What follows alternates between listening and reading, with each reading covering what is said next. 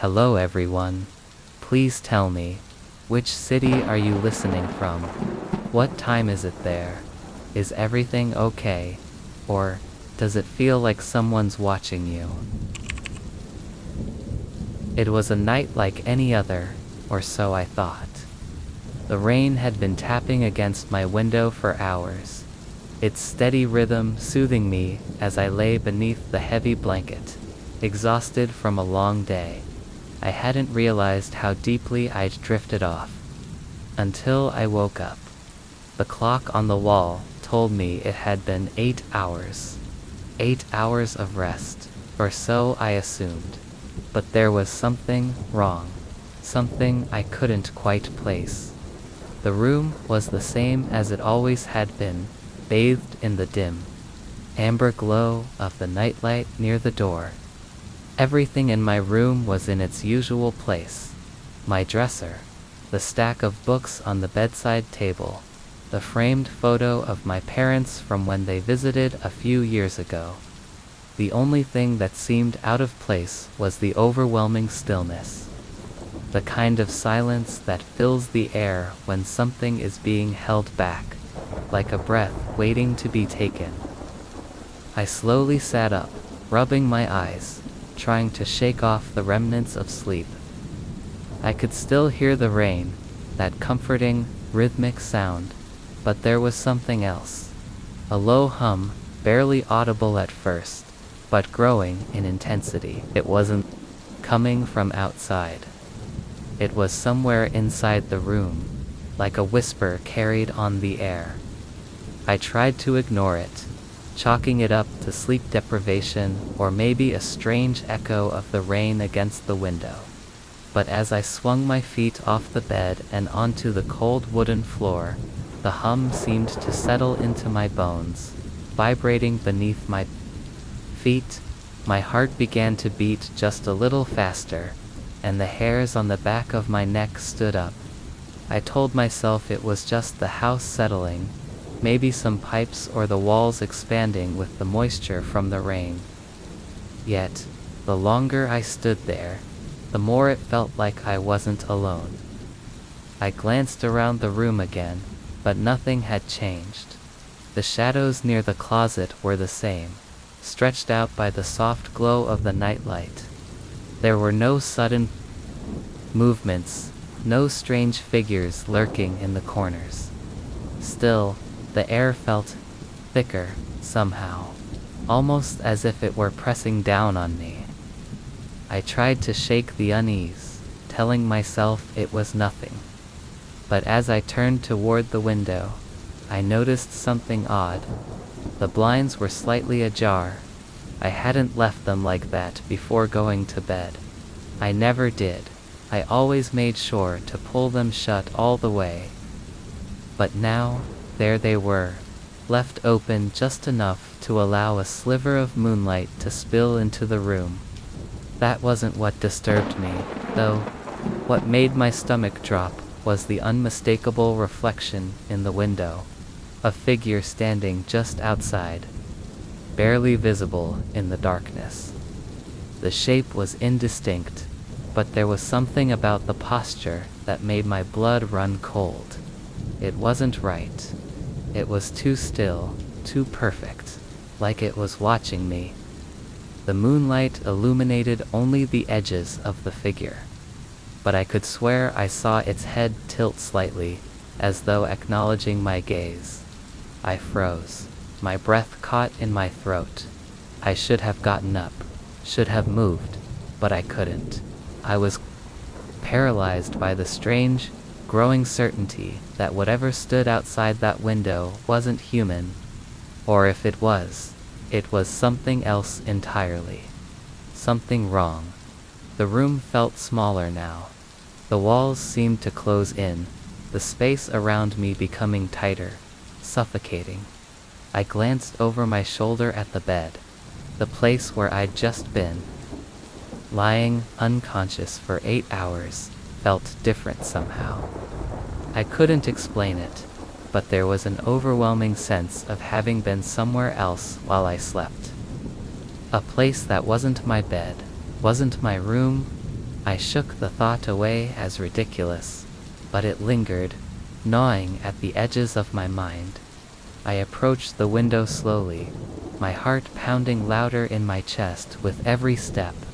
The reflection outside had disappeared, but I still felt its presence.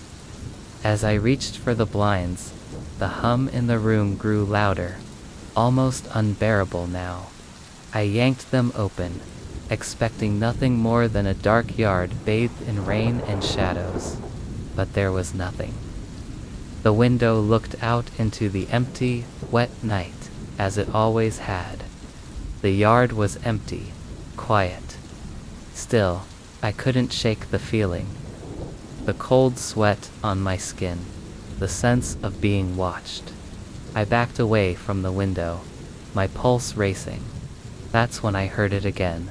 A whisper, this time clear, unmistakable. It was soft, like someone right behind me, but when I turned, the room was empty.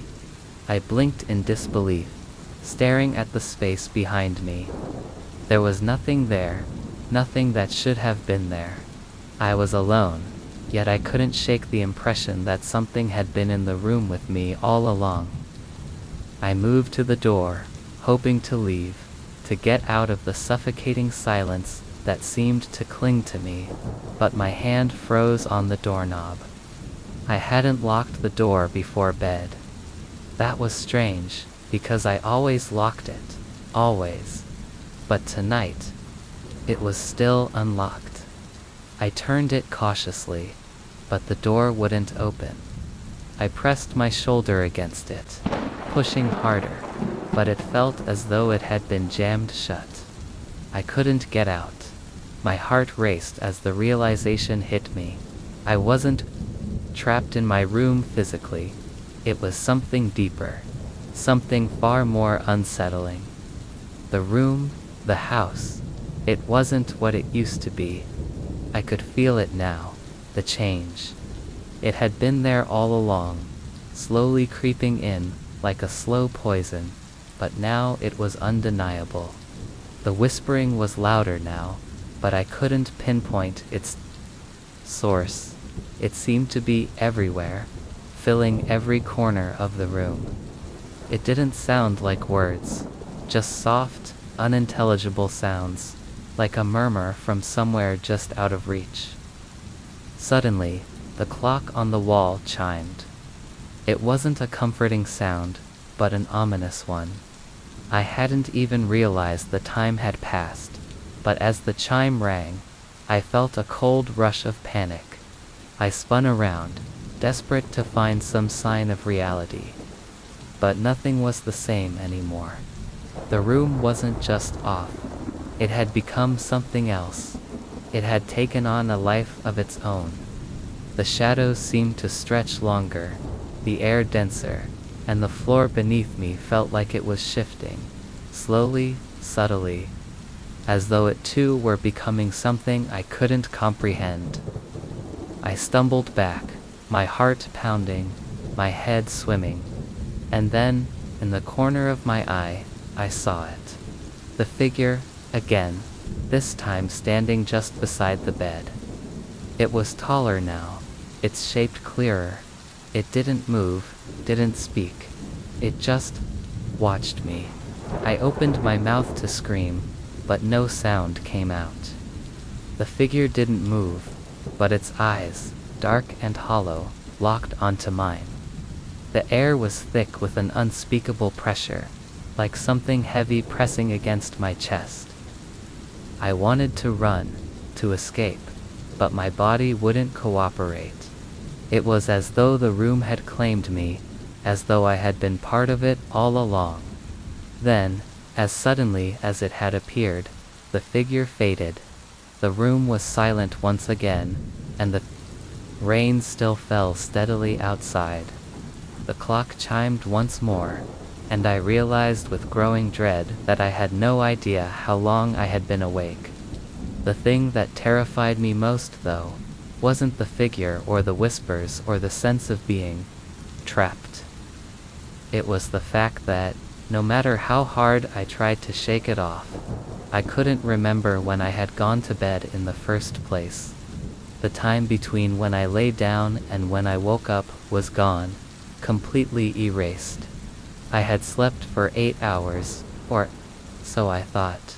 But the room, the house, had it always been like this? Had I ever truly been here before? The rain continued its endless drumming against the window, but the world outside felt a million miles away. I had never felt so utterly alone, and yet, as I stood there, I realized something chilling. I wasn't alone at all. Not anymore. The rain kept falling, soft and steady, and for the first time in my life, I couldn't escape the feeling that the world outside wasn't real either. And when I finally managed to scream, I couldn't hear it. It had been a long week. The kind of week that wears you down until every day feels like a blur of exhaustion.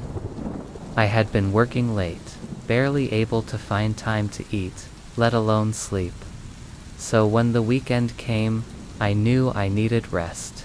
I needed a full, uninterrupted night's sleep. My body ached for it. So, when I finally climbed into bed on that Saturday night, I felt a deep sense of relief. The rain was soft outside, tapping lightly against the window. A soothing sound, the kind that usually helps me fall asleep. I tucked myself under the covers, closed my eyes, and let the darkness take me.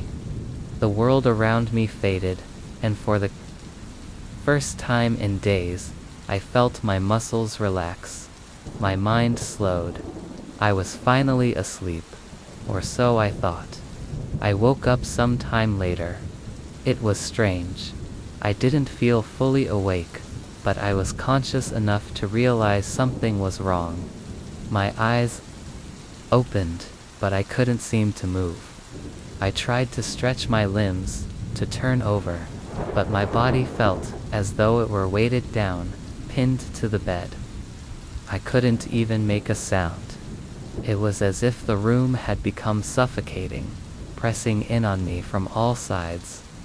The rain continued outside, steady and comforting, but the room felt stifling. I looked around, trying to make sense of what was happening.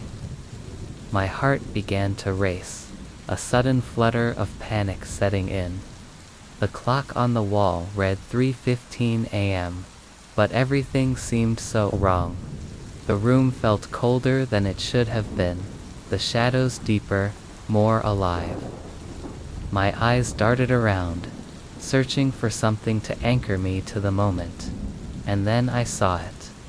In the dim light of the room, there she was, my girlfriend, lying next to me in bed.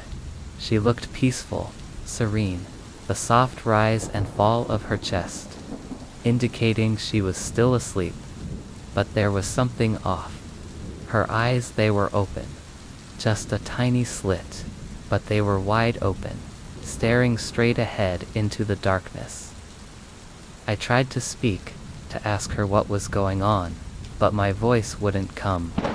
I tried to move again, but my body remained completely still, trapped in some invisible grip. I could only watch her, her eyes unblinking, frozen in a strange unseeing gaze. A chill ran down my spine. My mind raced, but there was no logical explanation for it. She was asleep. I could hear her breathing, steady and calm, but her eyes wide and open, unnervingly still. I could feel the air around me grow heavier, the silence in the room almost oppressive. The rain outside had become a distant, muffled sound, replaced by a low hum that seemed to emanate from nowhere and everywhere at once. The kind of hum you feel deep in your chest, vibrating against your bones. My thoughts spiraled. Maybe she was just sleepwalking, or some odd quirk of the body. But even as I tried to reason with myself, I couldn't shake the feeling that something wasn't right. Something was deeply, profoundly wrong. As I lay there, helpless, unable to move or make a sound, the unblinking stare of her eyes felt like a weight pressing down on me. Her pupils were fixed, but it was as though she wasn't seeing anything at all. She wasn't seeing me. She wasn't seeing the room. It was like she was seeing something else entirely, something far beyond the walls of the room, something unreachable, something terrifying. And then, the unthinkable happened. Her lips twitched. A small, barely perceptible movement, but it was enough to send a jolt of fear through me. It wasn't a smile. It wasn't a frown. It was just a twitch, like she was trying to speak, but couldn't. The sensation of being watched, not just by her, but by something else, something unseen, grew stronger. It was as though the room itself had become aware of my presence. Watching, waiting. I tried again to move, to break free of the paralysis that held me, but it was no use. I couldn't. The bed felt like it had become a prison, its soft sheets now suffocating. I felt trapped, confined not just physically but emotionally, as if the very air had become thick with dread. And all the while, her eyes remained open, that eerie, lifeless gaze locked on nothing, unblinking. I don't know how long I lay there, unable to do anything but watch, helpless and terrified. But eventually, the stillness began to break. Her eyes slowly shifted, inch by inch, turning toward me. I could see it now, her eyes, but they weren't hers anymore. The pupils, once a soft brown, now appeared almost black, like the void itself. They weren't human eyes, they were something else, something alien, something monstrous. I wanted to scream, but no sound came. I wanted to run, but I couldn't even move. All I could do was lie there, helpless, as she turned, her head toward me, her lips twitching again. This time, I could hear it. It was a soft, low whisper, coming from her mouth. I couldn't understand the words, but the tone was unmistakable. It was a warning. It felt like hours before the tension in the room finally started to ebb, slowly. Agonizingly, her eyes closed. She fell back into her deep, peaceful sleep, her breathing returning to its calm, rhythmic pattern. The room, once suffocating, seemed to return to normal, as if nothing had happened. But I knew better. I lay there for what felt like an eternity, unable to sleep, too terrified to move. My mind couldn't shake the image of her eyes, wide and unblinking, staring at nothing, and yet seeing everything. When morning finally came, I tried to shake off the memory. I convinced myself it was nothing but a terrible nightmare, a byproduct of stress, exhaustion, and the rain that had kept me up for so long.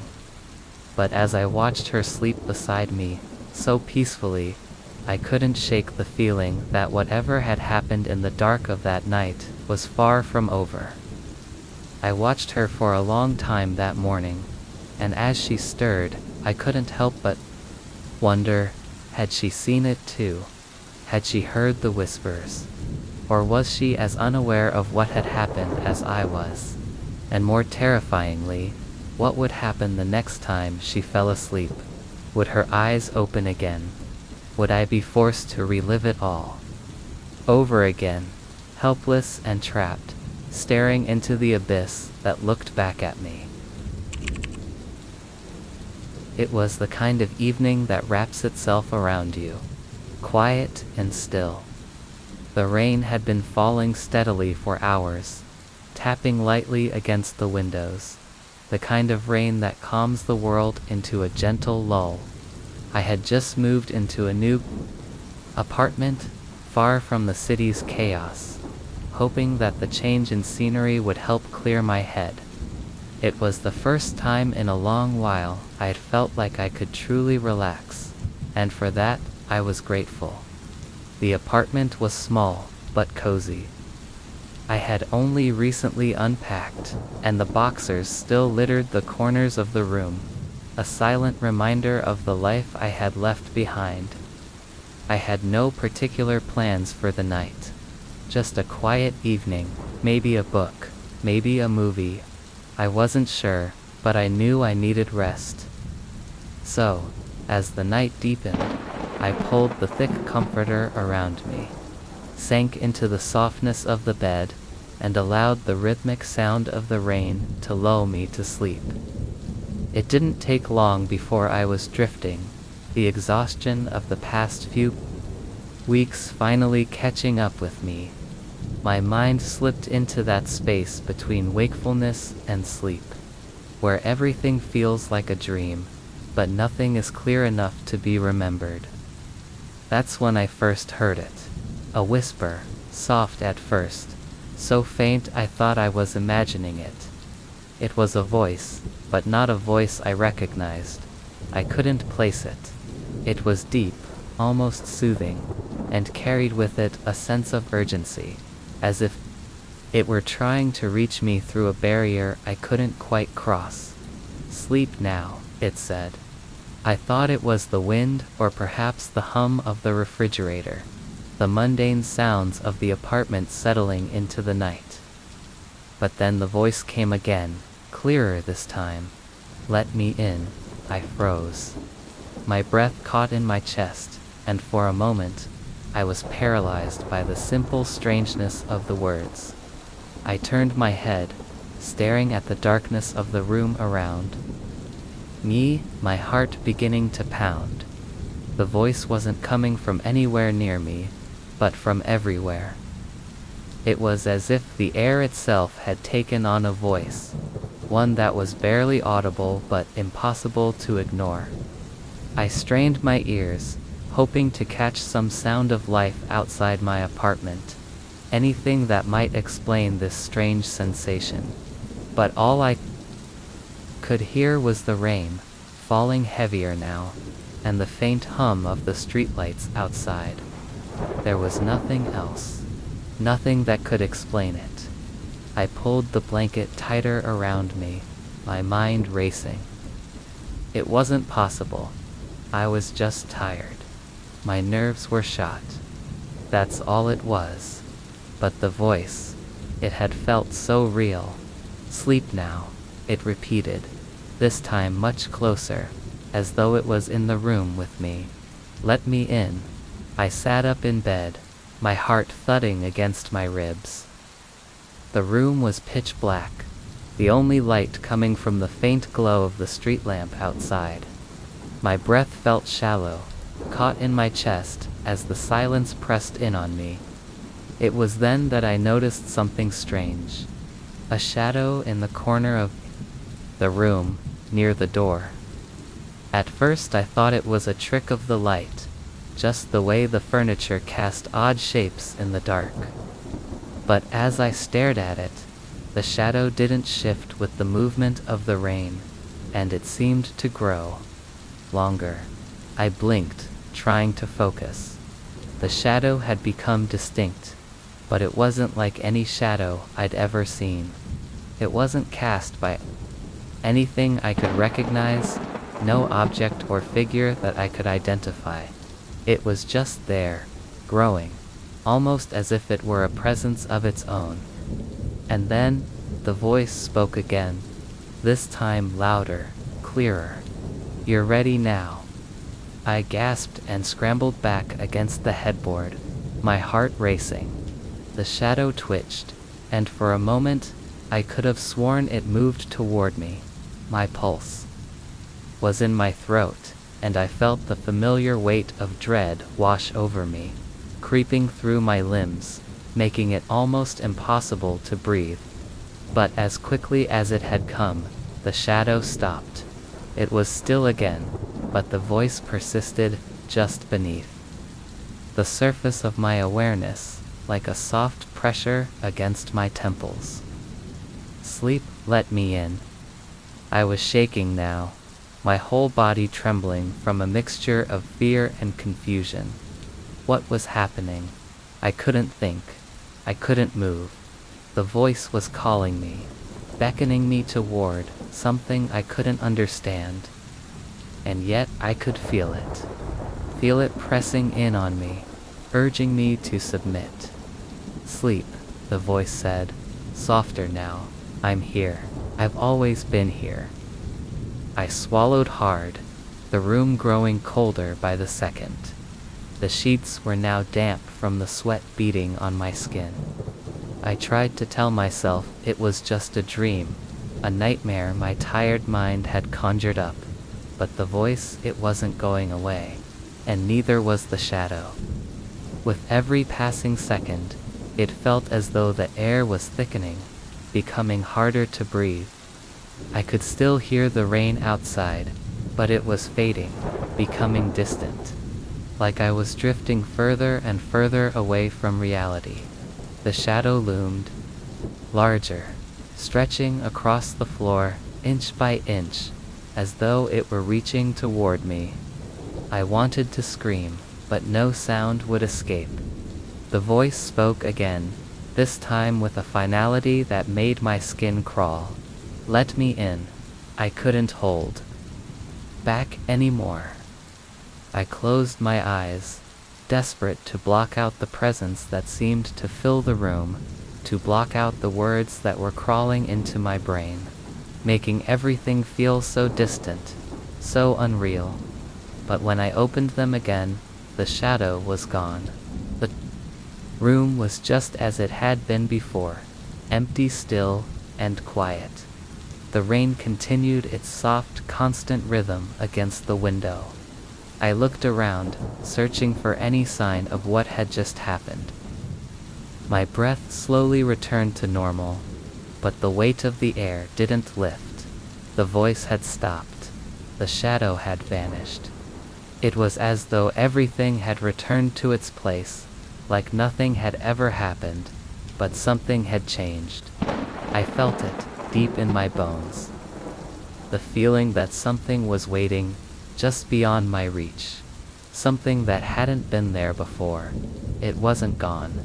It was just hiding. I lay back down, heart still racing, my mind a swirling mess of questions.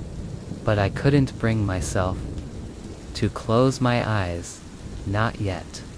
The rain continued to fall outside, and though the room seemed quiet again, I couldn't shake the feeling that I wasn't alone. That voice, those words, they had been real.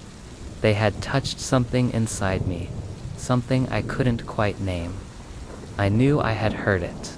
I knew I had felt it. And deep down I knew that the voice would come back, that it would speak to me again. I just didn't know when. It started innocently enough, or at least it seemed that way. I had just moved into a new apartment on the edge of town, a small, quiet place on the ground floor with a little garden out front. It wasn't anything special, a modest, unassuming place that promised the peace and solitude I was looking for. The building was old, sure, but I didn't mind. I liked the character of older homes. They always felt like they had stories to tell, if you were willing to listen. The first few nights were uneventful, the kind of nights that fade into the background of your memory. The kind of nights where you fall asleep without thinking twice about the world around you, lulled by the rhythmic hum of the city that seemed to buzz in the distance. But after a week or so, things started to change. It began with something small, something subtle. The first morning I woke up, I noticed something odd. There was mud on the soles of my feet. Just a little, as if I had walked through a damp patch of ground without realizing it. I thought it was strange, but chalked it up to something that had happened while I was outside the night before. maybe tracking in some dirt from the garden. I didn't give it much thought, but then it happened again. The next morning, more mud, not a lot, just enough to be noticeable. I didn't even remember stepping outside in the middle of the night. I could have sworn I hadn't. I hadn't gone anywhere. But there it was, the same dark, wet dirt smeared across my feet as I stumbled out of bed. Again, I shrugged it off. Maybe I had walked through the garden, I thought. Or maybe the mud had gotten on me without me noticing. It was possible, right? But then, it became more frequent. Every morning, without fail, I would wake up to find more mud on my feet. It wasn't just on the soles, either. It would be between my toes, Kate. Into the corners of my slippers, even streaked up the sides of my bed. As the days went on, the mud seemed to be getting more and more persistent, like it was determined to make its presence known. The strangest part, though, I never remembered getting out of bed. I never remembered walking outside. There was no trace of dirt anywhere else in the apartment. No mud tracked across the floors. No footprints leading from the door. Just the dirt on my feet. It was like I had been sleepwalking, but I never felt that way. I wasn't sleepwalking. I didn't have the foggiest memory of moving at all. I tried everything I could think of to explain it. I checked the door every night before bed, locked it, double-checked the windows. Maybe there was someone else coming into my apartment while I slept. But the door was always locked when I woke up, and the windows shut tight. Then, one night, I decided to stay awake. I told myself I would sit up, just for a while, and watch. I wouldn't sleep. I would wait and see what happened. I needed to know if it was some kind of trick, some kind of subconscious behavior I wasn't aware of. The hours dragged on. The apartment was silent. The rain continued to fall outside. The soft tapping on the window like a quiet lullaby. The clock on the wall ticked away, the only sound breaking the stillness. I watched the door. I watched the window. But nothing happened. I sat there, restless, my mind a mess of confusion and frustration. At some point, I must have drifted off. I woke with a start to the feeling of wetness on my feet. The familiar sensation of mud caked between my toes. But this time, it wasn't just on my feet. There was a small trail of dirt leading from the corner of the room right up to my bed. It wasn't just random patches. It was a deliberate, winding line of mud, like someone had been walking through my room. And there, at the edge of my bed, was something else. A small, faint imprint in the mud. It looked like a handprint, but it wasn't mine. I sat up, my breath coming faster now, my mind racing. I couldn't understand it. There was no one else in the apartment. I had checked. I was alone, and yet, the mud, the prints, the handprint, it was undeniable. Something was happening. Something was moving through my space when I wasn't looking, when I wasn't awake to witness it. The next few days passed in a blur of exhaustion. I couldn't shake the feeling that I was being watched, followed. I stayed up later. I locked the door even tighter. I checked the windows more thoroughly. I was afraid to sleep. Afraid of what might happen when I closed my eyes. Afraid of what I might wake up to find, but nothing changed.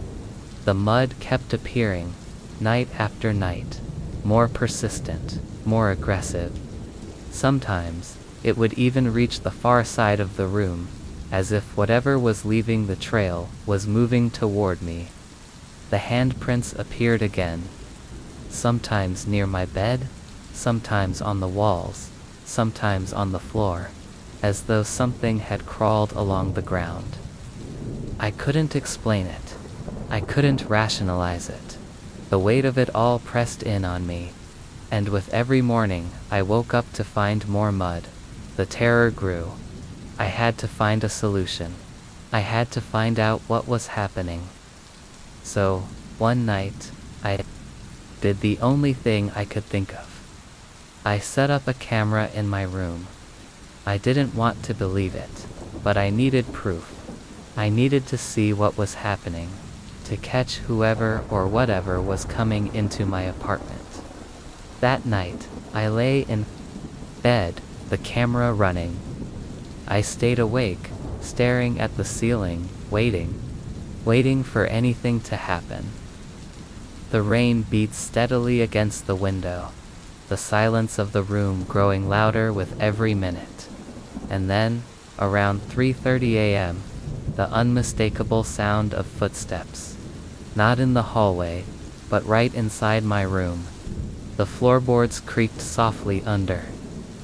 Wait, slow, deliberate steps coming closer. My heart leaped in my chest. I could hear the faint scrape of feet against the floor, the soft squelch of wet mud. The footsteps stopped right by my bed. I held my breath, straining to hear. The camera caught it all. There, in the dim light, I saw something, a shadow, moving just beyond the edge of my vision. It was tall enough to make me shudder, and it stood there, still, unmoving. Then, slowly, its hand reached down toward my feet. The hand wasn't human, it was elongated, pale, with long, twisted fingers. It brushed against my feet, just lightly, but it sent a shock of cold terror through my body. I wanted to scream, to run, to do anything, but I couldn't. I couldn't move, couldn't make a sound. I was frozen, trapped in my own terror. The shadow loomed for a long time, its fingers tracing the outline of my feet, and then, as slowly as it had come, it vanished. The footsteps receded, and the room fell into an eerie silence once more. I watched the video the next morning. There was no mistaking what I had seen. The shadow, the hand, the slow, deliberate steps. It was real. And whatever it was, it had been in my apartment, night after night, walking through my room, touching my feet with its cold, dark hands. I moved out 2 days later. I couldn't stay. I couldn't live in a place that felt so wrong. The landlord was kind enough to let me out of the lease early. As I packed my things, I couldn't shake the feeling that something was still there, waiting for me, watching me. And when I finally stepped out of that apartment for the last time, I noticed something strange. There was mud on my feet again. It had been a long, exhausting week. The kind of week where everything feels like it's piling up and you're drowning in the pressure of it all. Work had been demanding, personal life stressful, and I was desperate for a break, for any kind of respite.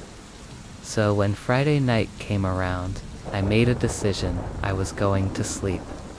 No distractions, no late night emails, no random thoughts running through my head, just sleep. It had been weeks since I'd had a full night's rest, and I was overdue for it. I climbed into bed, the cool sheets settling against my skin, the familiar weight of the blanket comforting me. I closed my eyes, inhaled deeply, and exhaled slowly, willing myself to let go of the world for a while. The soft hum of the ceiling fan above and the distant sound of rain hitting the window provided the perfect background noise to drift off.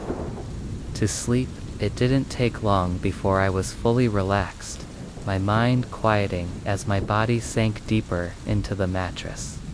But then I heard it. It was soft at first, almost indistinguishable from the usual sounds of the night, but it was there. A hum. Low, gentle, almost soothing. I tried to ignore it, chalking it up to the wind or some other external noise, but the sound persisted. It was rhythmic, almost like a lullaby, and it seemed to come from just behind me.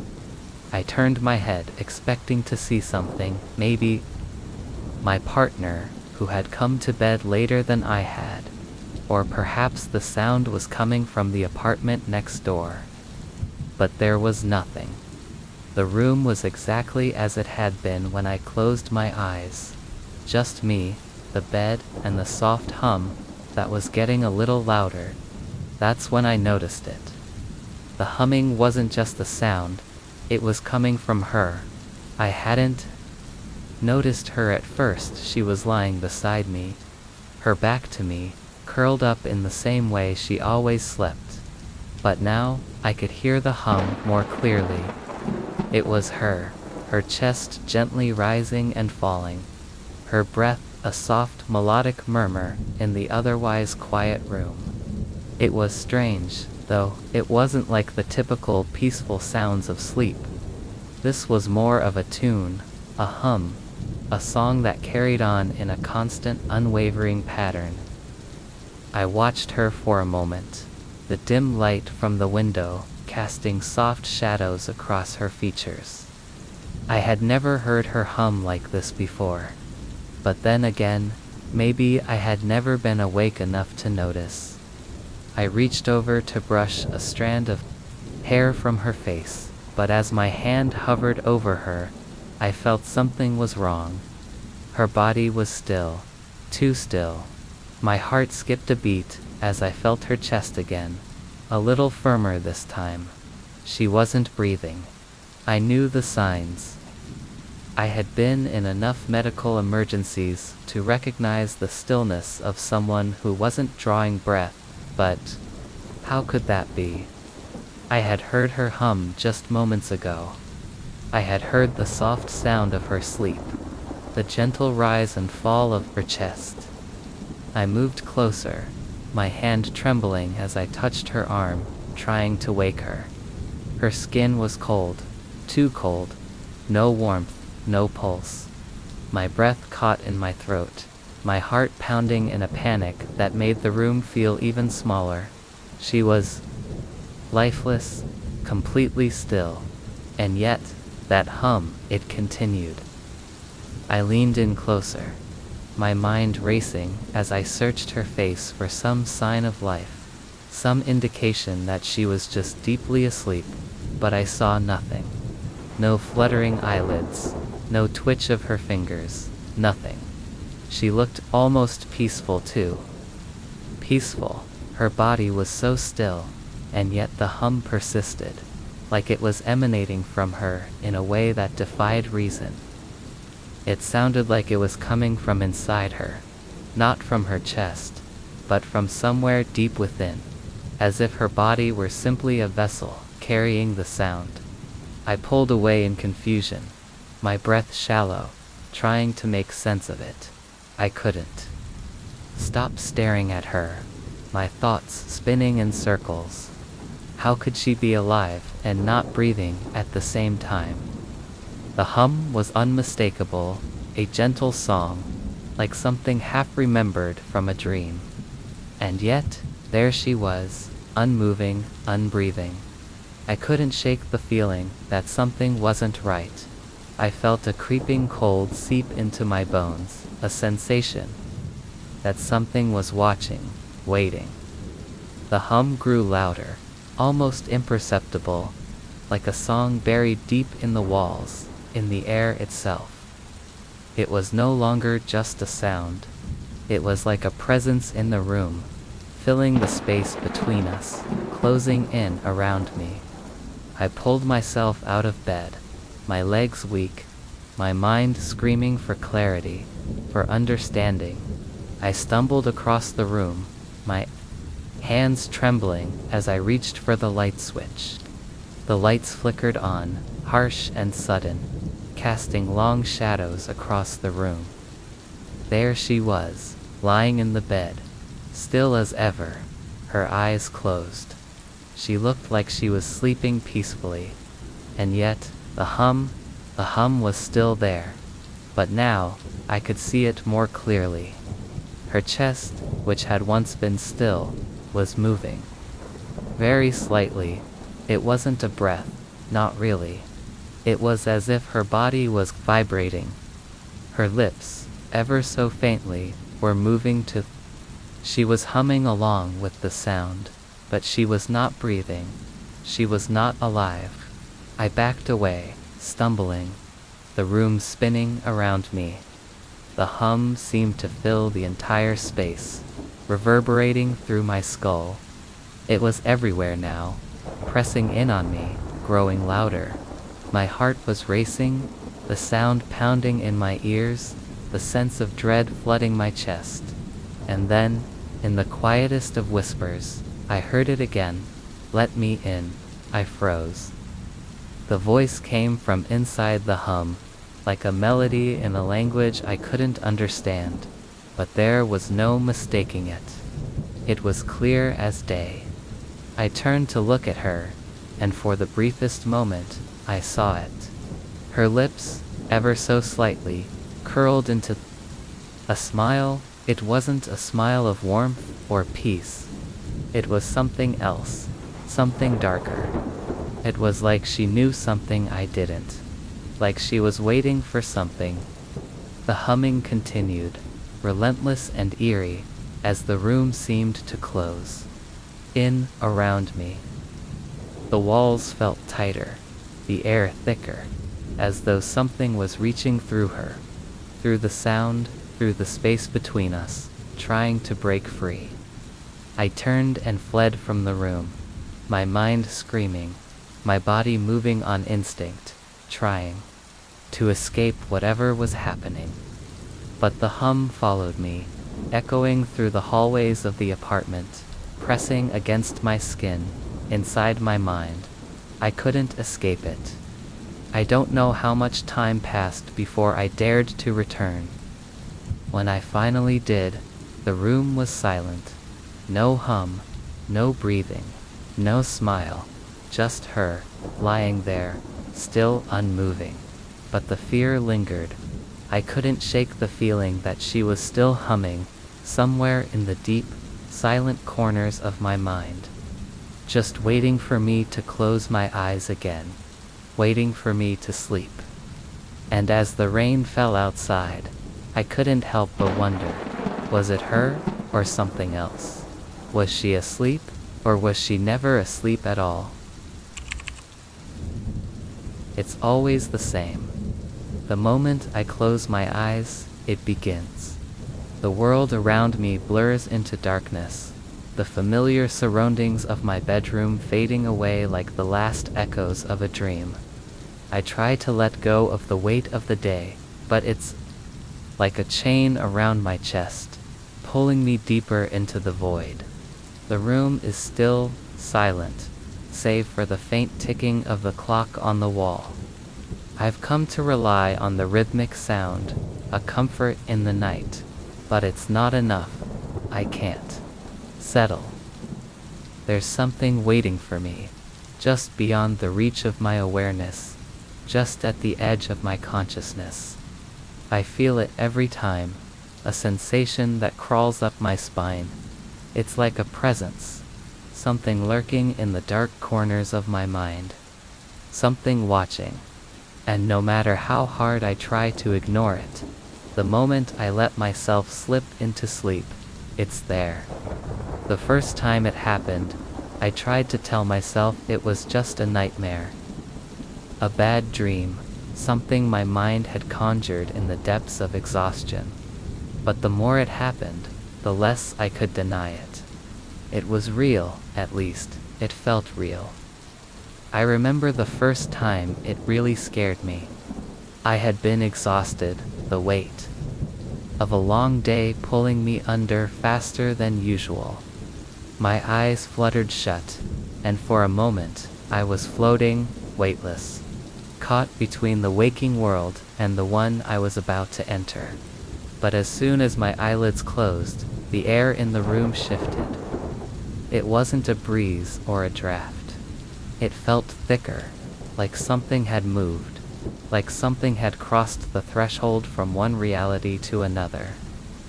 I tried to move, to open my eyes, but my body wouldn't respond.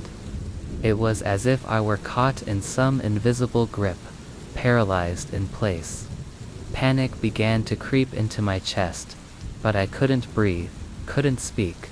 I wanted to call out, to scream, but no sound came. My pulse thundered in my ears, drowning out everything else, and yet, I could hear it, a faint whisper. So soft at first, I thought it was just a trick of the mind. "Sleep," it whispered, the voice low and insistent. "Let it take you." I froze, the words curling into my thoughts like smoke. I didn't recognize the voice, but it didn't sound human. It was hollow, as if it came from somewhere far away, somewhere deep within the shadows. The longer I stayed still, the more the sensation grew. The room felt colder, the shadows in the corners of the room stretching, twisting, as if they were alive, pulling themselves into shapes I couldn't quite make out. I could almost feel them watching me, their presence heavy and suffocating. My breathing quickened, my chest rising and falling with panic. But no matter how hard I tried, I couldn't break free. The whispers grew louder, more insistent. "Sleep. Close your eyes. It's time." I tried to resist, tried to fight the pull, but it was like an invisible force was drawing me down, deeper into the darkness. The fear was overwhelming, clawing at my mind, and just as I thought I couldn't bear it anymore, I woke up. I gasped for air, my heart racing. I was in my bed, my body drenched in cold sweat, my limbs trembling with the aftershock of the terror that had gripped me. I was awake, I was safe, but the fear lingered, heavy and suffocating, like a shadow that refused to leave. It didn't stop there. Every night after that, it came. Every time I closed my eyes, the whispers returned, the feeling of being watched, the pressure, the pull. I couldn't explain it. It wasn't a dream. I was awake, I knew I was, but it felt so real, so tangible, like I wasn't alone in my own body. There were times when I tried to stay awake, to keep my eyes open, but eventually, the exhaustion would take over, and I'd slip into sleep. And every time, the moment I closed my eyes, it began. The whispers, the shadows, the cold, suffocating presence. The feeling that something was waiting for me.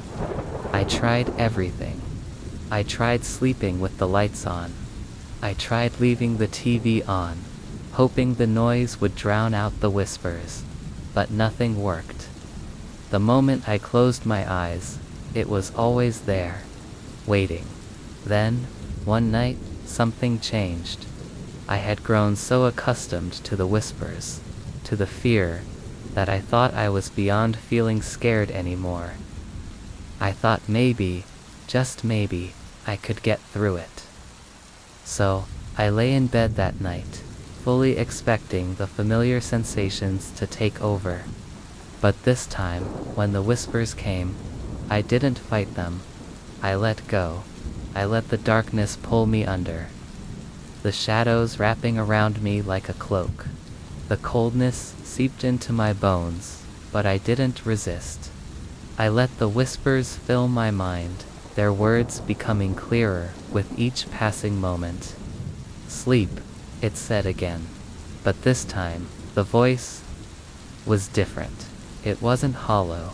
It was familiar. The whispering voice was no longer distant or cold. It sounded like my own voice, my own thoughts. And then I felt it. A pressure in my chest. A weight, as though something was sitting on top of me, holding me down, keeping me still. I opened my eyes, but I couldn't move. The room was dark, but I could see the shadows. The shapes in the corners of the room, stretching longer and longer, their outlines now clear and distinct. There was something else there with me, something I couldn't see, but I could feel it. It was in the room with me, its presence so palpable, so close. And then, a figure emerged from the shadows, standing at the foot of my bed. It didn't move. It didn't speak. It just stood there, watching me. I wanted to scream, but my throat was tight, as though something was choking me from the inside. My pulse hammered in my ears. But I didn't dare look away. I couldn't. The figure stayed in the shadows, just beyond the reach of the dim light from the street outside, its form flickering like a mirage. And the whispers, they didn't stop. They circled around me, like a chant, a slow rhythmic sound that seemed to come from everywhere and nowhere. And then, just as I thought I couldn't take it any longer, the figure moved. Slowly, deliberately, it stepped forward, its presence overwhelming, filling the room with a cold, oppressive air. It didn't touch me, but I could feel it, its influence, its power, settling over me. And in that moment, I realized what I had known all along. The moment I close my eyes, it begins. And the moment I close them again, it will never stop. The presence is here, in the room with me, and I can't escape it, because now I've finally understood. It's always been me. I shouldn't have stayed. I know that now. But at the time, it seemed like the kind of decision you make in a haze. When the world feels like it's pressing in on you, and you're just looking for something familiar to cling to. It had been 2 years since Emily and I had broken up. 2 years since I left the house, the one we'd shared, the one where we had our lives wrapped around each other like threads in a tapestry. The memories haunted me every day. The laughter, the late night talks, the way she would look at me with that half smile, as if she knew something I didn't. That was the Emily I remembered. I hadn't spoken to her since that night. I thought I'd buried it, moved on. But when I received the message from her family, saying she was unwell and needed someone, I felt the pull of old affection. They said she hadn't been the same lately, that something was off. They didn't explain. But it didn't matter. I needed to see her. I needed to make sure she was okay. When I arrived at her house, it felt like stepping into a past life. The air was thick with dust, and the silence was suffocating. The house had an emptiness to it that mirrored the void I had felt after I left. I walked through the familiar rooms, the living room, the kitchen, and it was as if time had stopped. The pictures on the walls were still there, our faces frozen in moments of happiness. I couldn't escape the memories, even if I wanted to. Her room was at the end of the hallway. It had always been the most comforting place in the house for me, with its soft, warm lighting and the scent of lavender that lingered in the air. But now, as I stood before the door, it felt different, cold, heavy. I could hear her breathing. From inside, slow and shallow, like she was struggling to take in enough air. I opened the door quietly, not wanting to disturb her, but when I saw her lying there, pale, fragile, her eyes closed, I felt a lump form in my throat. She was so still, felt too still. She looked like someone who had been asleep for a very long time, but there was an unnaturalness to it.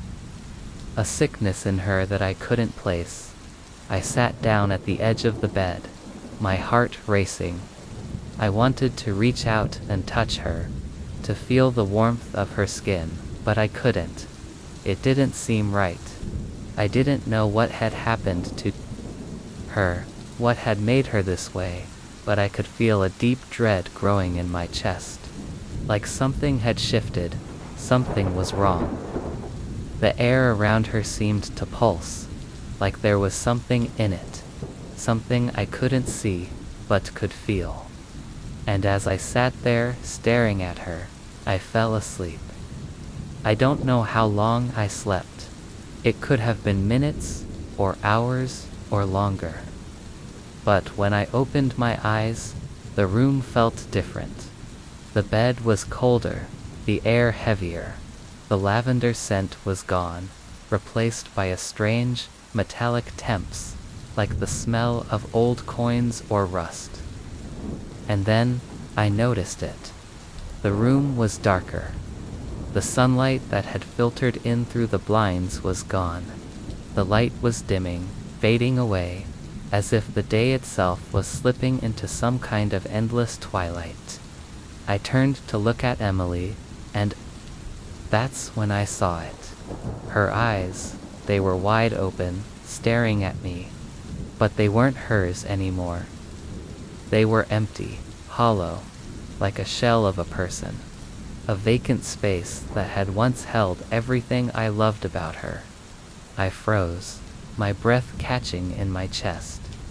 I wanted to scream, to run, but I couldn't. My body was paralyzed.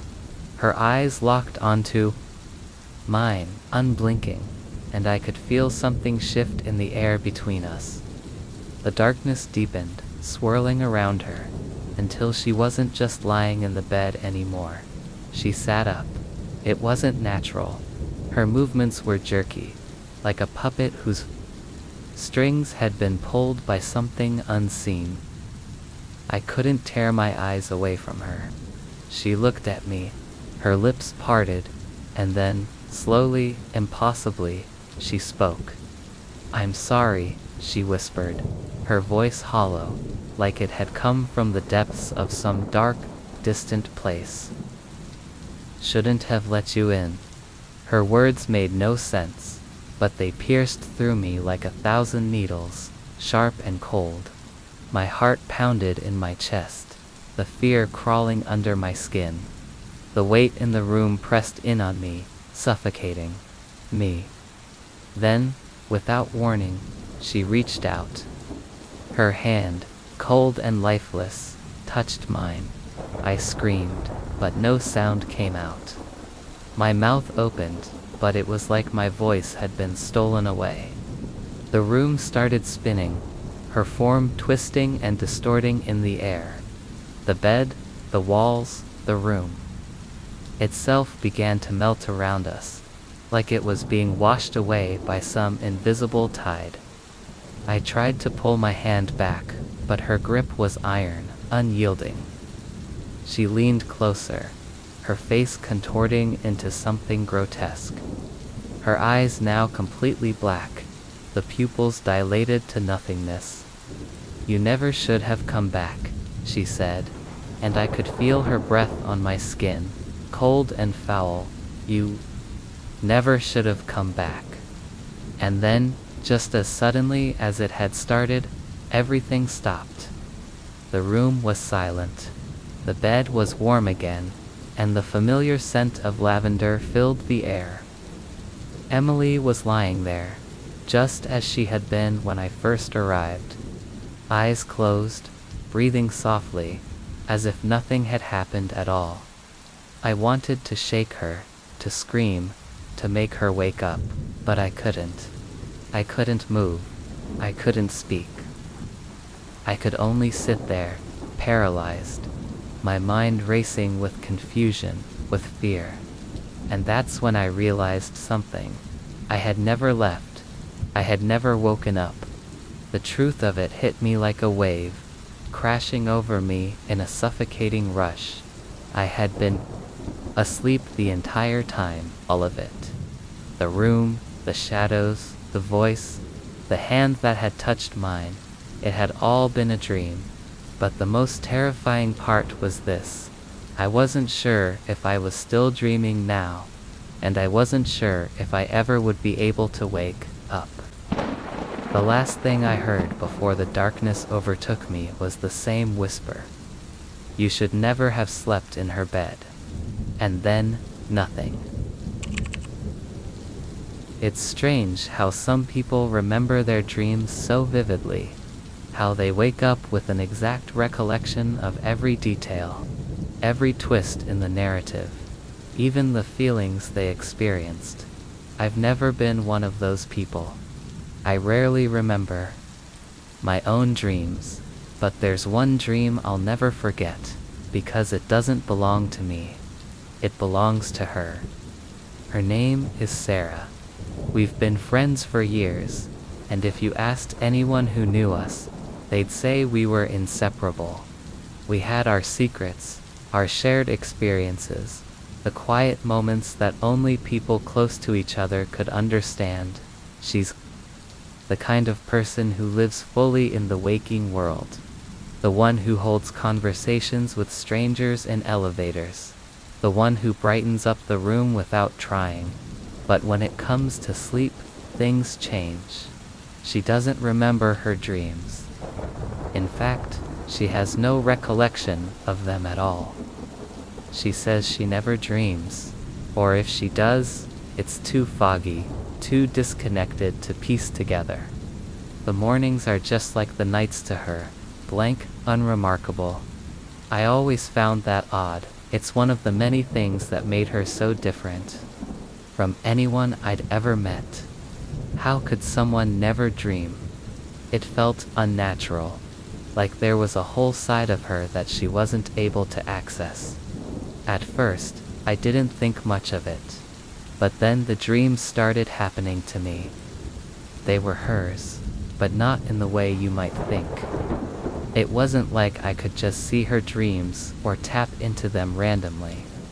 No, it was more like I was living them, experiencing them as if they were my own, as though they were invading my sleep. It started with a single, fleeting image. One night, I closed my eyes and found myself in an unfamiliar house. It was old, with long dark hallways and dimly lit rooms. The air was heavy, thick with dust and the musty scent of things left forgotten. I remember the feeling of cold air against my skin, the eerie silence that seemed to hang in the air, suffocating the very space around me. I turned a corner in the house, and I saw Sarah standing there. She was looking out a window, her back to me. The moment I tried to speak, to call her name, she turned to face me. But it wasn't Sarah's face I saw. It was different, twisted. Her eyes were hollow, black like the void, and her skin was pale like a ghost. I reached out to her, but my hand went straight through her, as if she was made of smoke. I woke up in a cold sweat, my heart racing. My hands were trembling, and I felt a heavy weight pressing on my chest. It took a few moments for the fog of the dream to lift, and when it did, I could still feel that lingering chill in the air. The unease stayed with me throughout the day, creeping into every corner of my thoughts. That night, it happened again. The same house, the same dark hallways, but this time, Sarah was waiting for me. She was sitting on the edge of an old, creaking bed, her hands folded neatly in her lap. She looked up at me, her eyes empty, devoid of any warmth. "Why are you here?" she asked, but the voice wasn't hers. It sounded distant, mechanical, as if it was echoing from far away. I wanted to respond, to tell her that I was confused, that I didn't understand what was happening, but I couldn't speak. I felt trapped in the dream, locked inside my own mind, unable to wake up, unable to escape. I reached out for her again, but she simply faded away, dissolving into the shadows of the room, her voice echoing as she disappeared. I woke up with a jolt, gasping for air, the sheets tangled around my body. My heart was still pounding in my chest, and I felt dizzy, disoriented. The dream had felt so real, too real. I sat up in bed, my mind racing, trying to make sense of what had just happened. The next morning, I saw Sarah over coffee, and I couldn't shake the feeling that something had changed. I didn't mention the dreams to her. I wasn't sure what was happening, and I didn't want her to think I was losing my mind. But when she spoke, something felt off. Her words were the same, but there was a hollow quality to her voice, like she was speaking from a distance. Later that day, I asked her, hesitantly, if she remembered anything strange about her sleep. She looked at me with a confused expression, shaking her head. "No," she said, a soft laugh escaping her lips. "I told you, I don't remember my dreams. I barely even dream at all. Why do you ask?" I hesitated for a moment, then just shrugged, trying to dismiss the thoughts swirling in my head. "Oh, nothing, just curious." But the dreams kept coming. Every night, I was there in that house with her, watching her fade further and further away. The more I tried to reach her, the further she slipped from my grasp. I started to feel like I was losing a part of myself in those dreams, like I was being drawn into something I couldn't control. I could feel her slipping away, her presence growing weaker, like a fading memory. And then, one night, I woke up not in my own bed, but in that house. The same dark walls, the same cold air, the same empty silence. I stood in the hallway, confused, my heart pounding. The air felt thick with something else now. It wasn't just unease, it was something darker. I walked down the hallway, drawn to the room at the end. There, standing in front of the window, was Sarah, her back to me once again. This time her hair was wild, her clothes torn, her hands twitching unnaturally at her sides. She was muttering something, her voice low and frantic. "I can't remember," she whispered over and over, her words barely audible. "Can't remember what?" I asked, but she didn't answer. She just turned to face me, her eyes wide with terror. And for the first time, I realized the truth. The dreams weren't just dreams anymore. They were memories, hers and mine. They were connected, woven together like a thread that had been pulled too tight. And whatever had happened in that house, whatever had taken place, was now pulling us both into something neither of us could escape. "Please," she whispered, her voice shaking. "Please wake me up." But it was too late. I couldn't wake up. I was already lost in the dream. And the worst part, when I woke up the next morning, I felt it. That same coldness, that same emptiness. Sarah hadn't spoken about it. She never did, but I knew. I knew that she was remembering, just as I was. She just hadn't realized it yet. The dreams didn't stop. They never will. And I'll never forget the way she looked at me that last time. Not with fear, but with something far worse. Recognition, now. Every time I close my eyes, I'm there with her, walking through that house. And I know what's waiting for both of us. And the worst part is, she doesn't remember her dreams.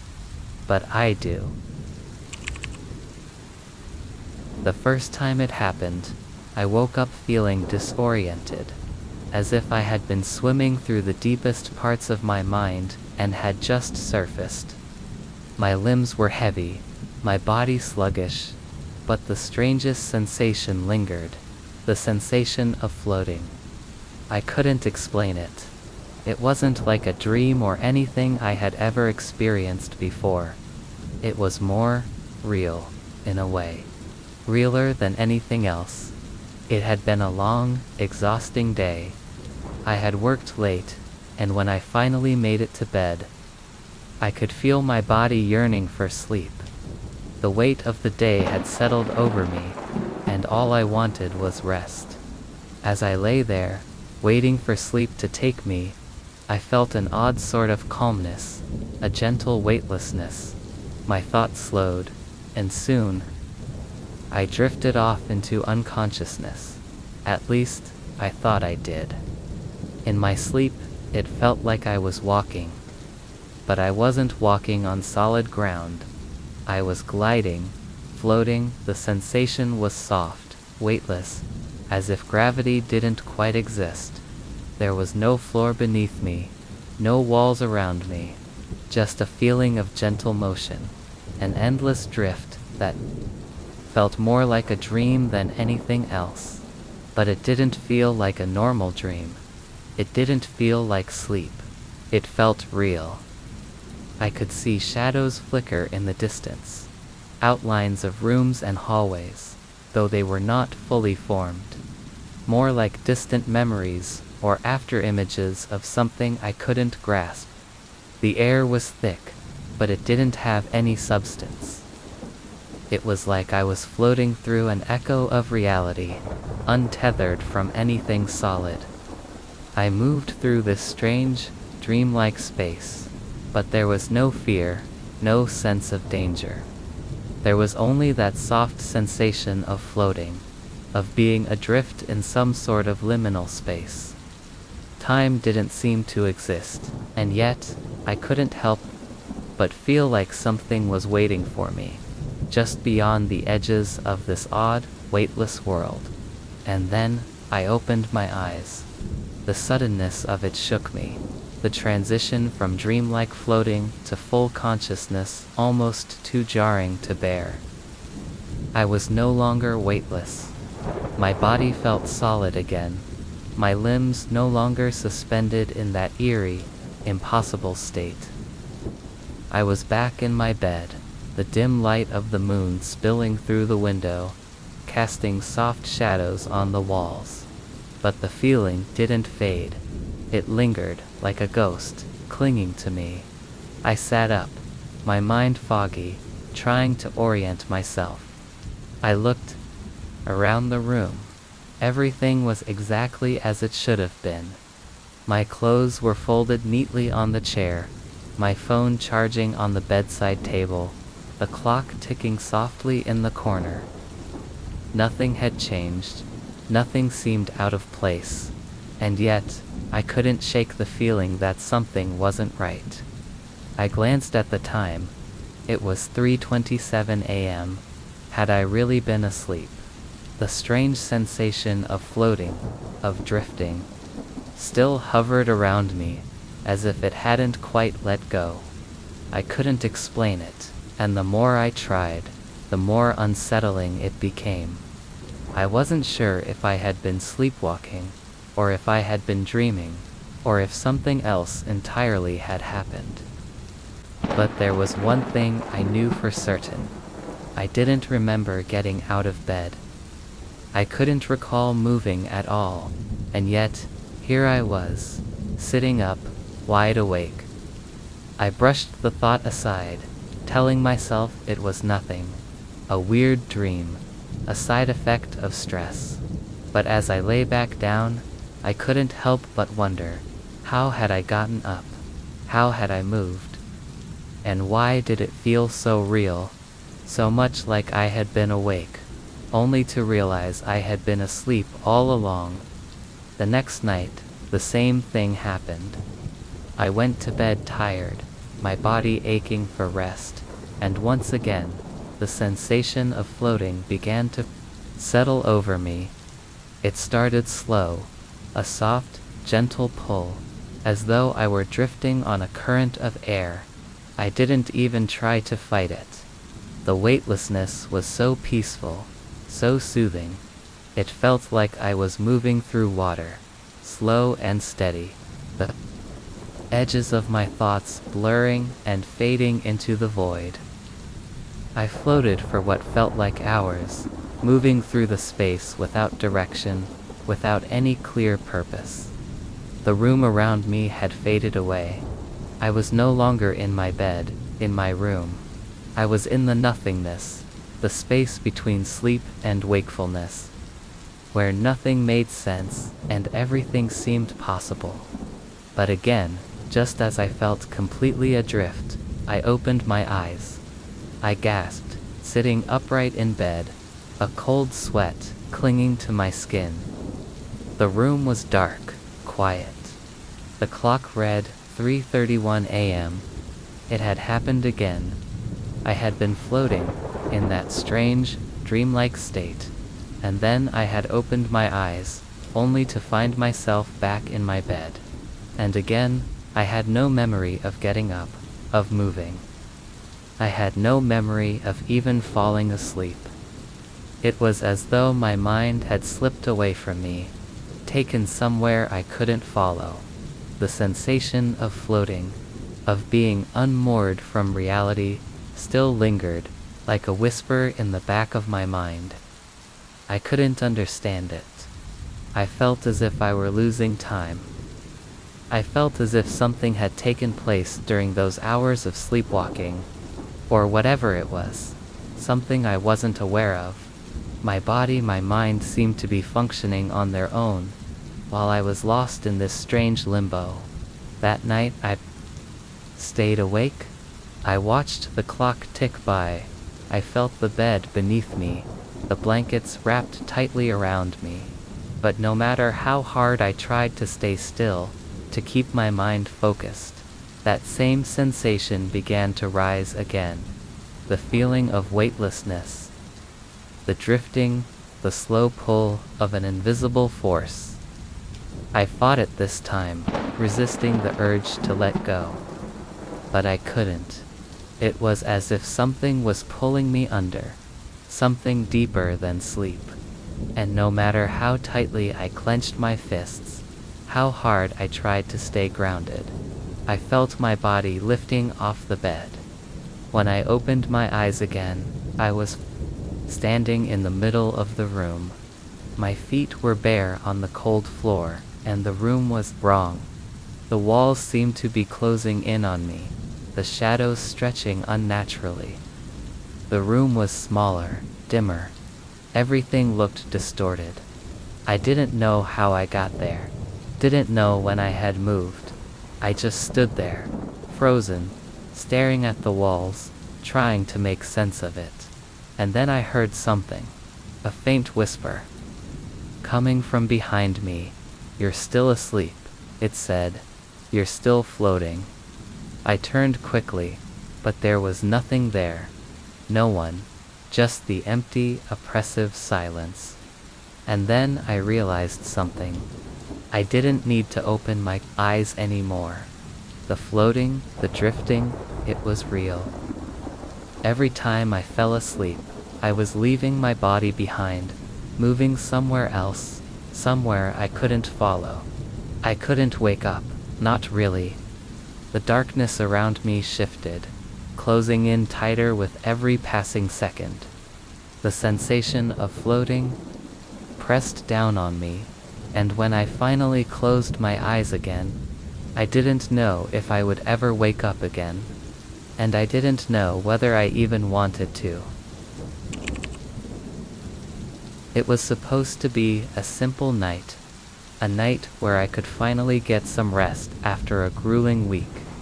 Work had drained me, and my mind was buzzing with all the things I hadn't had time to process. So, when I crawled into bed that evening, I was determined to just fall asleep and let my body reset. I set the alarm, pulled the covers up to my chin and closed my eyes, the comforting silence of the room wrapping around me. But sleep wasn't as peaceful as I expected.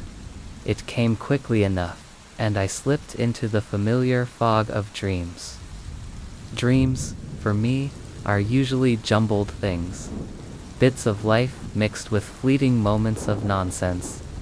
Faces from the past, the occasional stranger, a blurred scene from a place I don't recognize. But this time, it was different. The moment I fell asleep, everything felt unusually sharp. Everything in my dream had a clarity that felt real. I was standing in a vast, empty hallway. The walls were a faded beige, and the lighting above was dim, like the lights hadn't been replaced in years. The air was stale, and the faint hum of electricity buzzed overhead. The floor beneath my feet was smooth, like polished marble, and yet there was something off about it. The sound of my footsteps echoed too loudly, and the emptiness of the place felt heavy. I couldn't place where I was, but somehow, I knew I was supposed to be there. I walked forward, each step reverberating in the silence. I didn't feel scared, just curious, like I was searching for something. And then, a voice. A whisper at first. I stopped in my tracks, listening. The voice wasn't loud, but it cut through the silence with sharp clarity. My name, Elliot. I turned around, but the hallway was still empty, stretching out behind me like it went on forever. My pulse quickened. I knew that voice. It wasn't mine, but it sounded so familiar, so deeply ingrained in my mind, as if I had heard it thousands of times. I took a hesitant step forward, calling out into the silence, "Who's there?" My voice was shaky, uncertain, but it felt like I had no choice. I had to ask. No answer. Just the faint echo of my own words, bouncing off the cold walls. I turned again, trying to force my feet to move forward, but something stopped me.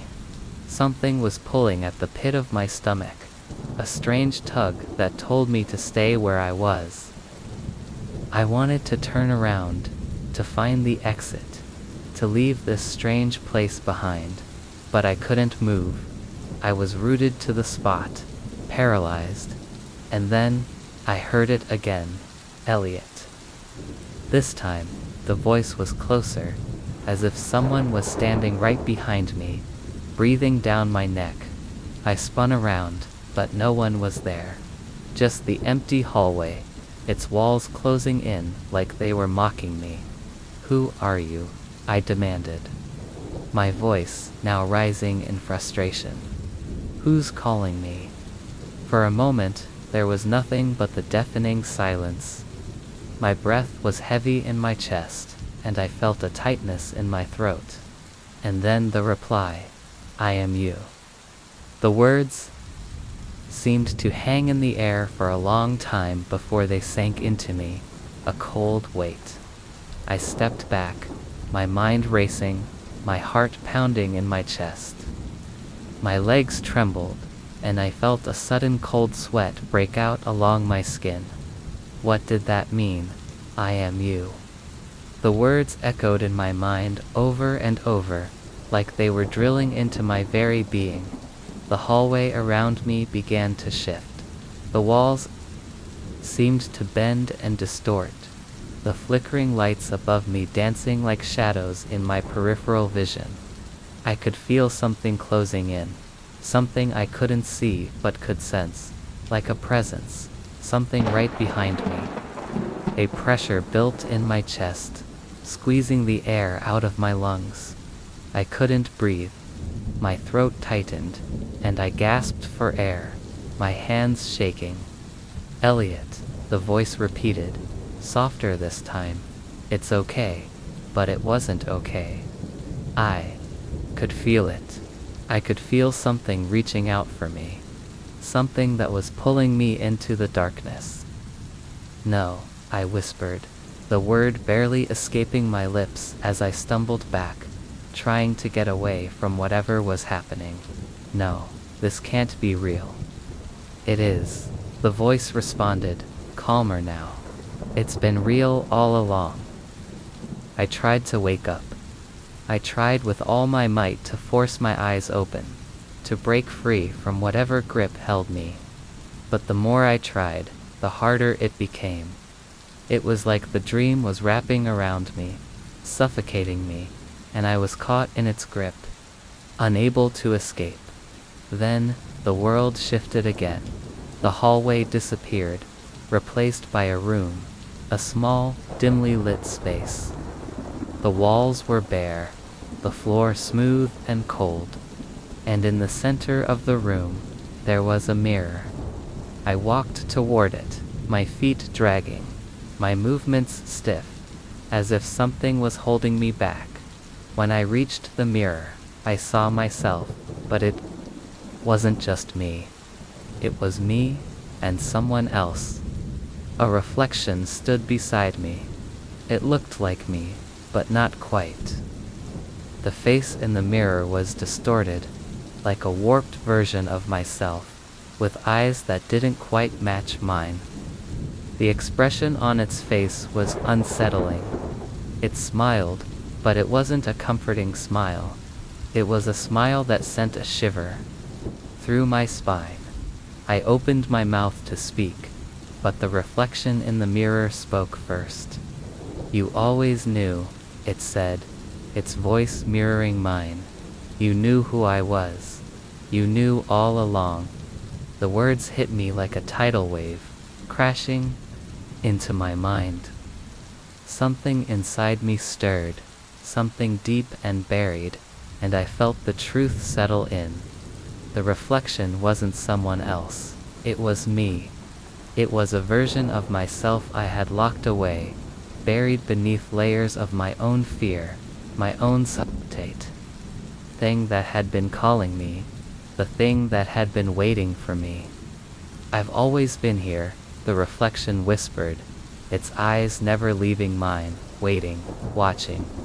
I backed away from the mirror, my pulse racing, my head spinning. I needed to wake up. I had to wake up. But no matter how hard I tried, I couldn't tear myself away from it. I couldn't escape. "Why?" I gasped, my voice trembling. "Why are you here?" The reflection smiled again, its eyes glowing darkly. "Because you called me," it said simply.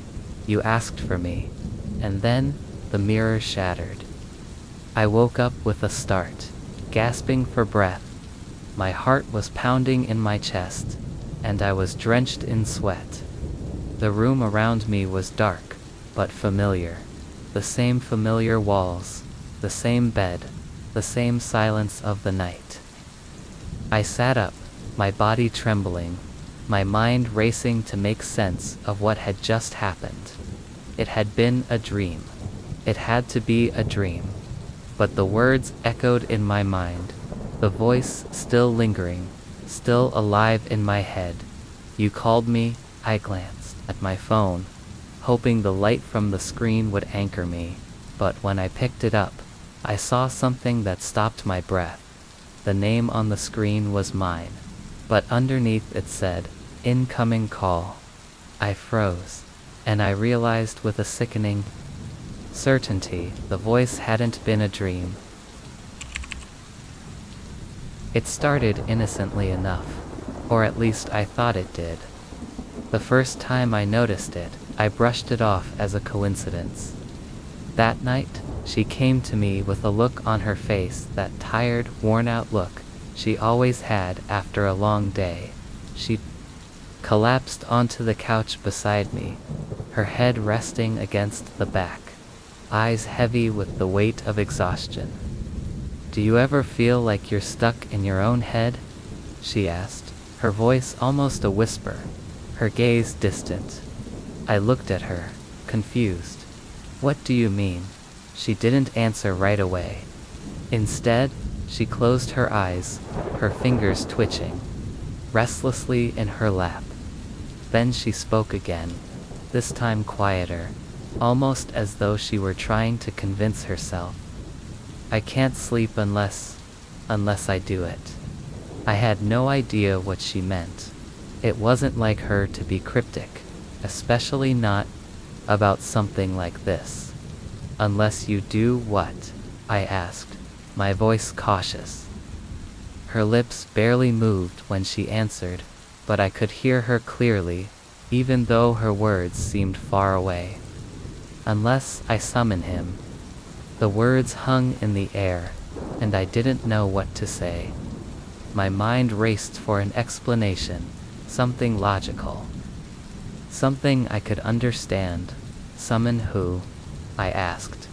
But the moment I said it, I regretted it. The question felt wrong, somehow, like it was the first piece in a puzzle I wasn't ready to solve. She looked at me then, and for the first time, I saw something unfamiliar in her eyes. It wasn't just tiredness or the usual weight of her thoughts. It was fear, a quiet, trembling fear.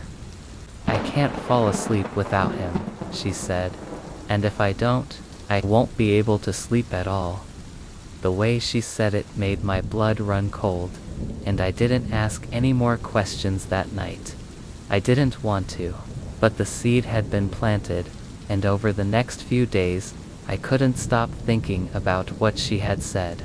Summon him, it didn't make sense. It didn't fit with anything I knew about her, anything I had seen or experienced in our time together. Still, I didn't bring it up again. Life continued, and sleep came easily for both of us, even if my mind kept circling back to her strange words. It wasn't until the second week that I noticed a change in her. We had been living together for about a year now, and I thought I knew her habits. She was a light sleeper, often tossing and turning until she finally drifted off. But this time, things were different. She was restless more so than usual. There was an agitation in her, a nervous energy I couldn't quite place. One evening, as we were getting ready for bed, I noticed she had her phone out, her fingers moving quickly across the screen. When I asked what she was doing, she hesitated before replying, just checking something. I didn't press it. I should have. I should have asked her more, but instead I just let it go. That night, when the lights were out, and we were both lying in the dark, I could hear her breathing softly, almost in sync with mine. But there was something off about it. It was too even, too deliberate. She was awake, but she was pretending to sleep. I could tell. And then, just before I closed my eyes, I heard the faintest whisper, "It's time." I didn't know what it meant, but when I turned toward her, I saw her sitting up, her face illuminated only by the moonlight. Her eyes were wide open, but she wasn't looking at me. She was staring into the corner of the room, as though she could see something there that I couldn't. Her hands were clenched tightly in her lap, and her lips were moving, forming words I couldn't hear. I felt my chest tighten, a sense of dread creeping over me. I sat up, wanting to ask her if she was okay, but I couldn't bring myself to do it. I was paralyzed, not just by fear, but by confusion. I didn't know what was happening. I didn't know if I wanted to. Her whisper grew louder, clearer. "Please come," she said. "Please help me." And then, as if on cue, the room grew colder. The air shifted, and the shadows in the corner of the room seemed to grow longer, darker. The hairs on the back of my neck stood on end. I wanted to move, to grab her and pull her out of whatever trance she was in, but my body wouldn't respond. and then I saw it. A shape, a shadow. It was there in the corner of the room, just barely visible. At first, I thought it was my mind playing tricks on me, but as my eyes adjusted to the darkness, I could see it clearly. It was tall, slender, its edges too sharp, like a figure from some nightmare. The longer I stared, the more it seemed to move, its form twisting and shifting in ways that didn't make sense. I couldn't breathe, I couldn't think. She reached out for it, her fingers stretching, and then she whispered, so quietly that it was almost lost in the air. I summoned you. I blinked, and in that brief moment, the shadow seemed to step forward. It moved with an unnatural grace, gliding across the room without a sound, until it stood directly in front of her. She was smiling now, the smile, not of relief, but of something darker. She seemed to welcome it. I couldn't move, couldn't make a sound. I was trapped in that moment, my mind screaming at me to run, to do something, but I couldn't. I couldn't tear my eyes away from her, from them, and then the shadow reached out. Slowly it extended its hand, hovering just above hers. I saw her eyes close as it touched her.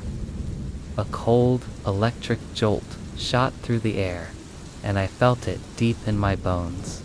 It wasn't a normal touch. It was like something was being exchanged, something sinister, something ancient. Her breath hitched, a low gasp escaped her lips, and then, just as quickly as it had appeared, the shadow withdrew. She collapsed back onto the bed, her eyes fluttering closed as if the entire thing had never happened. The room was silent again, save for her soft, even breathing. I was frozen, unsure if I had dreamed the whole thing. I reached for her hand, and it was warm, the pulse steady under my fingertips. But my heart was pounding in my chest, and the feeling of cold still lingered in the air. The next morning, she didn't mention anything. She acted as though nothing had happened, as though everything was fine.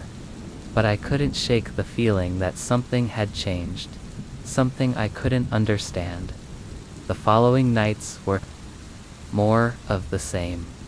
She would drift into a restless sleep, and I would hear her whisper, feel the air shift in the room, feel the presence of something else.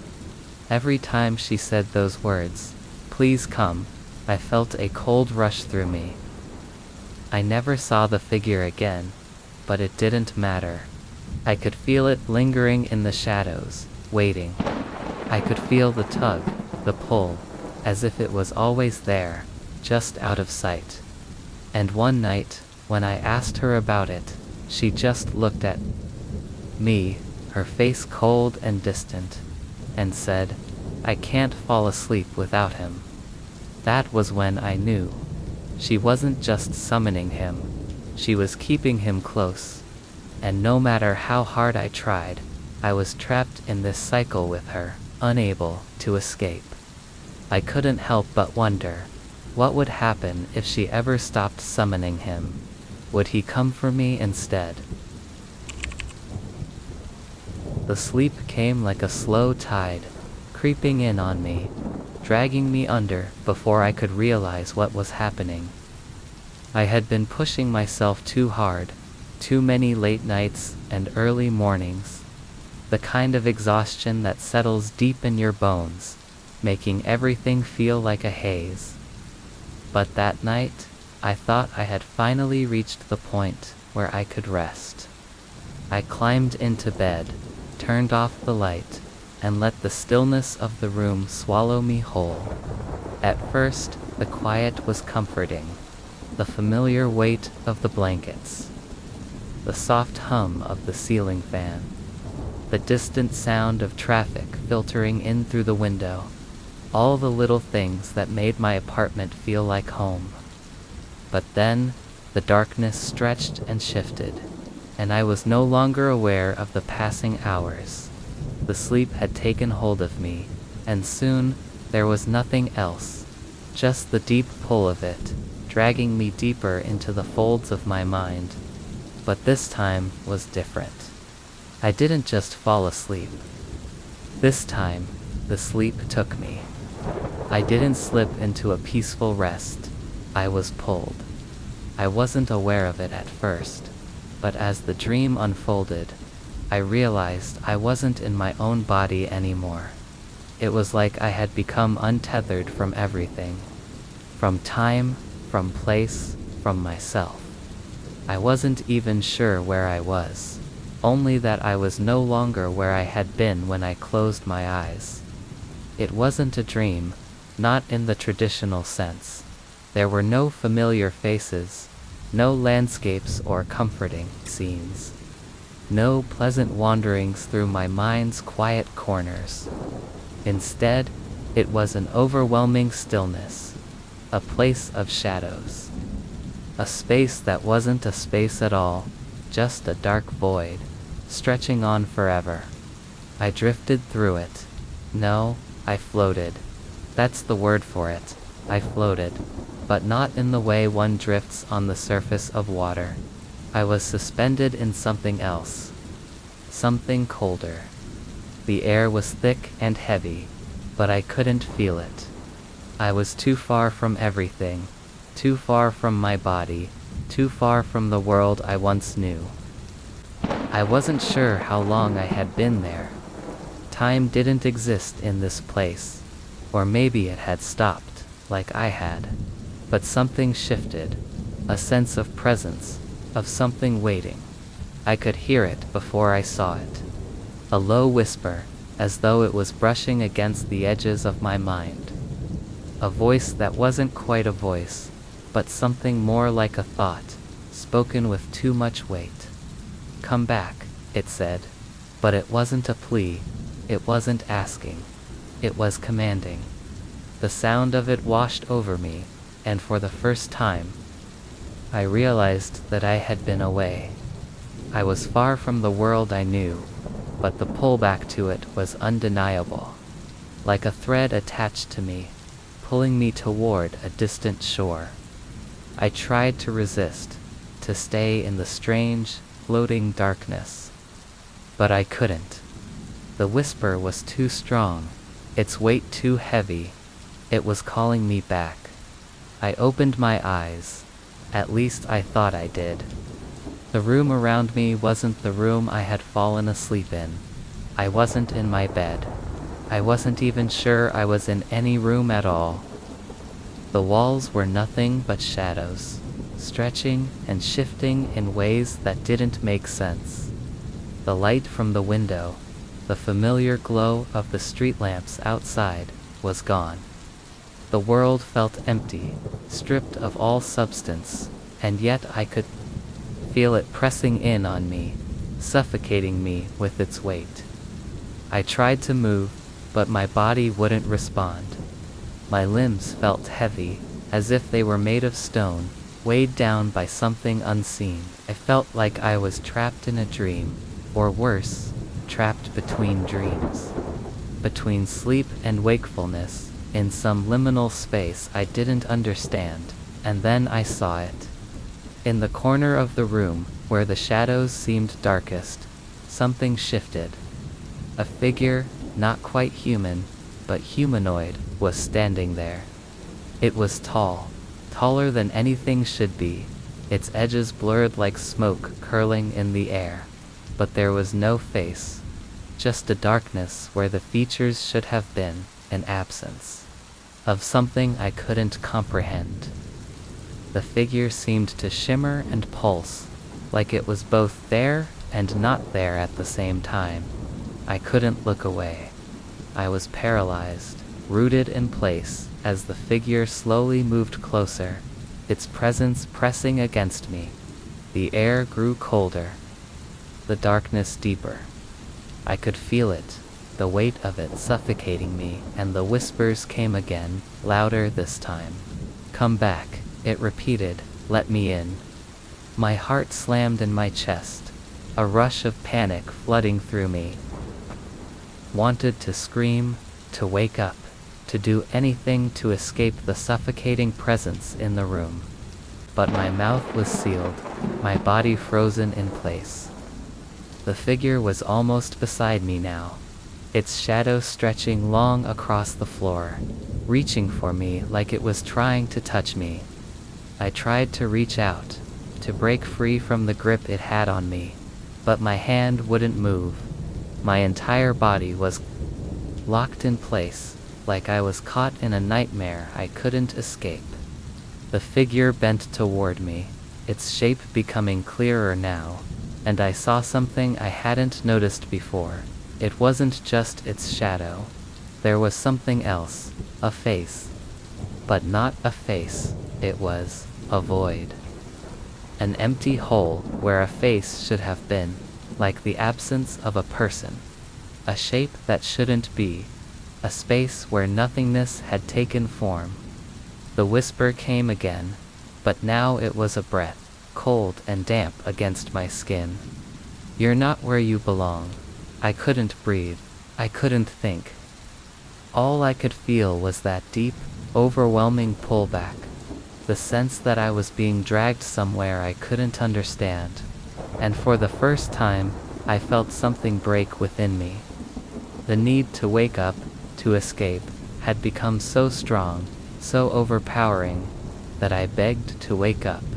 And then, as if it heard me, I woke. I opened my eyes, my heart pounding, gasping for breath. The room was dark, but it was my room. The walls were familiar, the sounds of the outside world filtering in through the window. I was back. But the feeling didn't leave. I was awake, yes, but something had followed me. The emptiness, the cold, the presence that had been just beyond my reach. It was still there. And I knew with a deep, bone-deep certainty that whatever had come for me in that space between sleep and wakefulness was still waiting. Waiting for me to slip again. Waiting for me to fall into that strange, cold place where it could find me. I didn't know if I could sleep again.